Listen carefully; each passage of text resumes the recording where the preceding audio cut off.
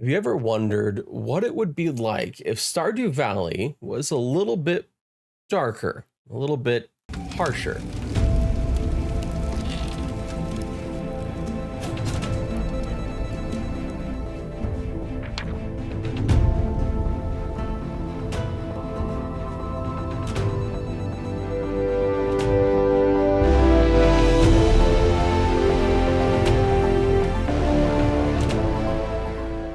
And maybe just throw some inspiration from another fantastic RPG like Fable on top of it. Well, with all that darkness, with all that influence from all those games, you might be getting Mirthwood.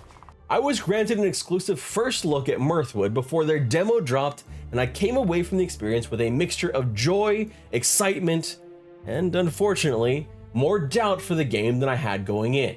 But honestly, not for the reason I expected.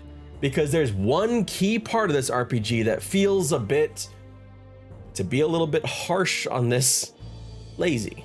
But first, let's talk about some of the things that were actually really freaking great about this game and had me still piquing my interest, specifically for a medieval fantasy Fable style life sim RPG. And why I still think this game has pretty awesome potential, especially because the thing that I am most worried about, there is still plenty of time to address.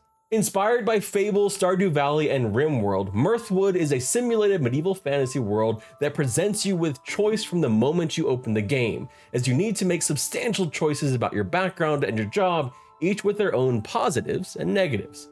What I didn't know was that I might spend about as much time figuring out how to build my character as I would in the demo, as the demo was exceedingly short. Too short, in my opinion, lasting just about an hour. So keep that in mind with this review. This is a review on essentially the small demo that I was able to play, and one that I believe that you will be able to play soon too. In that demo, I did try and play everything I possibly could. I tried to find all the different things that I could do and engage with everything from exploration to crafting to building to combat to relationships and finding out how people interacted and getting to know a little bit more of the story, which that's probably the most intriguing part to me. Mirthwood is at its heart an RPG life sim, not unlike Stardew Valley, but with a decidedly different tone, a darker tone. When you begin the game, you're introduced to a world in turmoil, one where right off the bat you need to battle your way to safety to escape the flames of war. You're able to gather up your supplies from the world, battle bandits with your newfound sword, and engage with NPCs.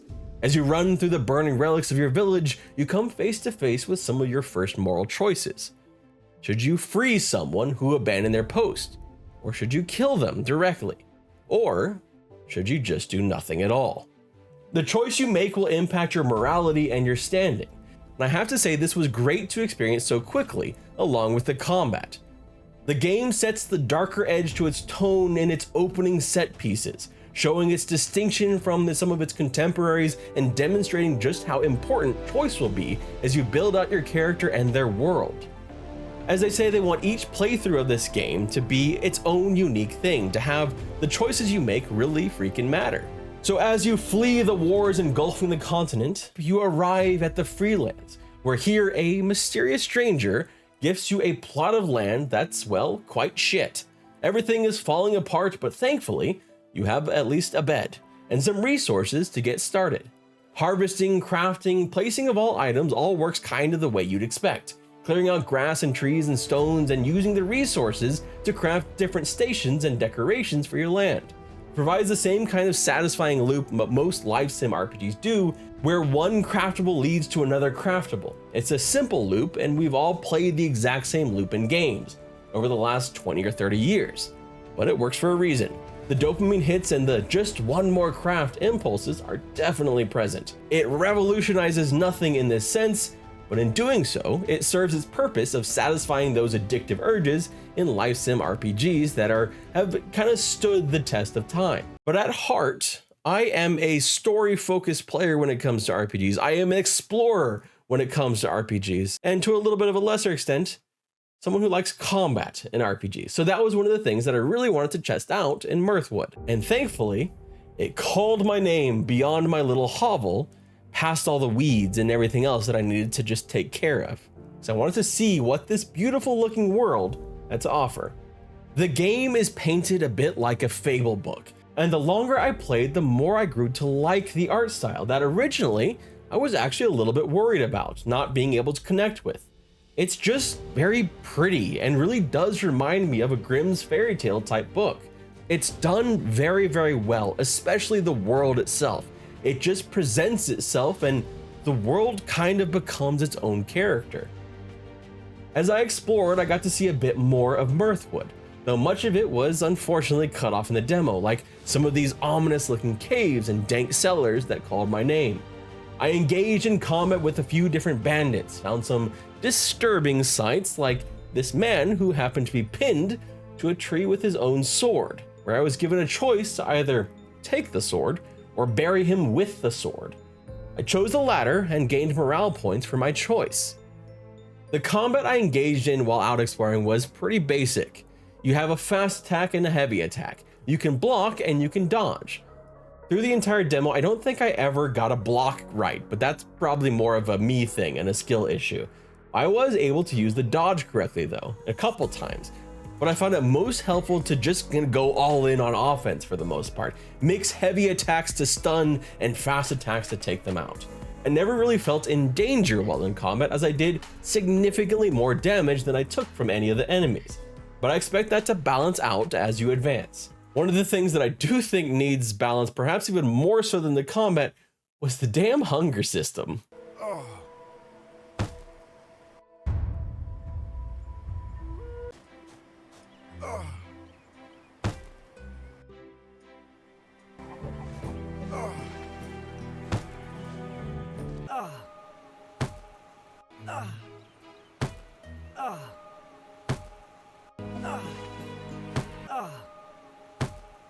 I was deeply hindered by the hunger system, not only because I struggled to find the food to eat, but even when I did, like the bread I found off corpses of my slain bandits, I would wear it out quickly and be hungry again. Thankfully, when you did succumb to hunger, it didn't leave you completely out of it or make you lose too much. Instead, it knocks you out for a bit and brings you back with a bit more satiation so you can continue exploring. The game's world really does beg to be explored, and that was the one thing that I really missed about how short this demo was. I didn't get to explore as much of the world as I wanted to, also because of the hunger dynamic. Because I was so curious to learn more about the mysterious stranger. I wanted to see what lies in those caves. I wanted to know more about this person that I found pinned to a damn tree with a sword and figure out more about the note that was left. All of the ominous warnings that I got from this hunter that I found. And just looking at the map, it looks huge. It looks like there is so much to see in this world. It's a good sign when the RPG leaves you wanting more, even if it's after just a short time. The RPG elements are there, like the leveling up of skills, the itemization, all of those things, and the combat is aggressively fine. It's not something that you will write home about or spend hours mastering, but it still feels satisfying when you're victorious, and it made me want to engage in more combat. I'd say it's a slight step above Stardew Valley's basic combat in that regard. As for the gear progression, well, it kind of felt a bit inflated for the demo, but on that RPG side of things, it was very satisfying to see the visual and stat progression with each item that I picked up, and I figured by the end of this demo, I was starting to look pretty freaking cool. There is so much to enjoy about this game so far that what we talked about, the beauty of the world and how it feels a lot like, well, a child's fable by turning page after page. Though I did appreciate the darker and more adult tone to the game. A world torn apart by war, besieged by bandits, and more dangerous terrors lurking in the woods. It made me want to see the monsters that lie in the shadows. If I can get over this one major gripe that I have with the game, this one thing that could really make the game fall flat, at least for me, because it does it so much worse than how Stardew Valley does it. The social aspect of this game, especially for a game that is inspired by both Fable and Stardew Valley, is shockingly bland and boring. Part of what made both of those games so special was all about the personalities and relationships you build with others, specifically Stardew Valley with how you advanced individual stories, friendships, enemies, and romances. Currently in Mirthwood, the relationships you build are more like, well, The Sims. It's gamification more than story building. There's no dialogue, there's no conversation, there's nothing written from the interactions. They might as well just speak Simlish.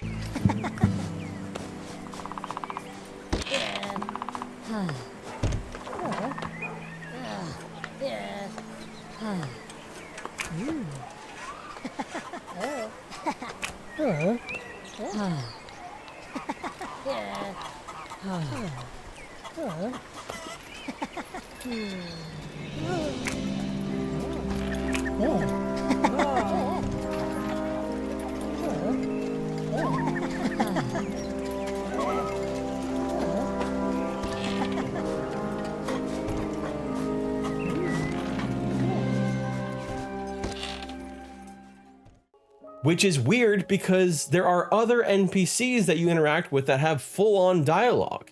It felt like a shortcut to do it this way. But in their defense, this is still early and this is just a demo. So I'm hopeful that they will take some serious consideration to this part of the game and consider putting a lot more work into it than they had originally planned. Crafting characters in game is not just a set of attributes to min-max so you can add them to your party. If that's the case, just let me purchase damn mercenaries and enjoy the main story of the RPG.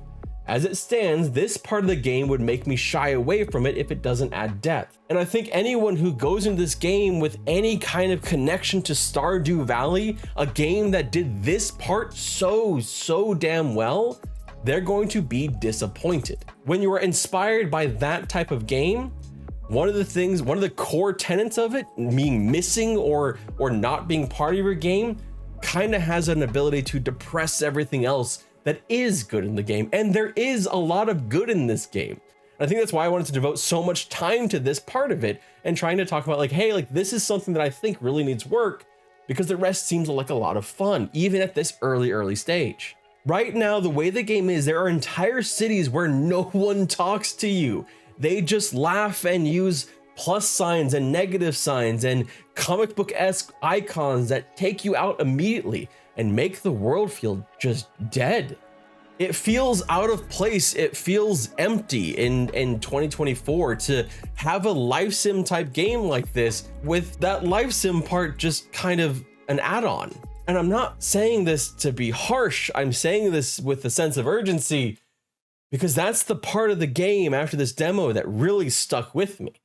I had zero interest in doing anything to do with building any sort of relationship with any characters in the game. And that kind of sucks because one of the things that they have in this game is if you build relationships with characters, you can take them with you. You can take them with you to go explore and battle and do things. They become a companion that doesn't talk. And they talk about in this game how NPCs will die. Well, I'm sorry, but I won't give a shit if these characters die because they talk in pluses and minuses and have like, okay, maybe you can set here, you can have this icon here or this icon there.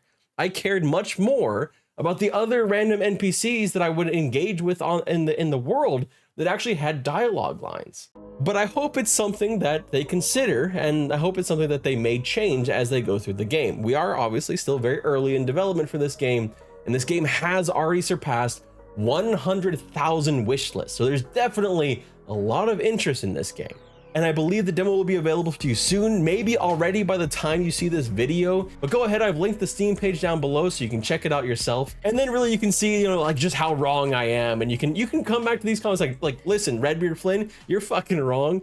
All this is all fantastic and none of this matters. And you're just wrong.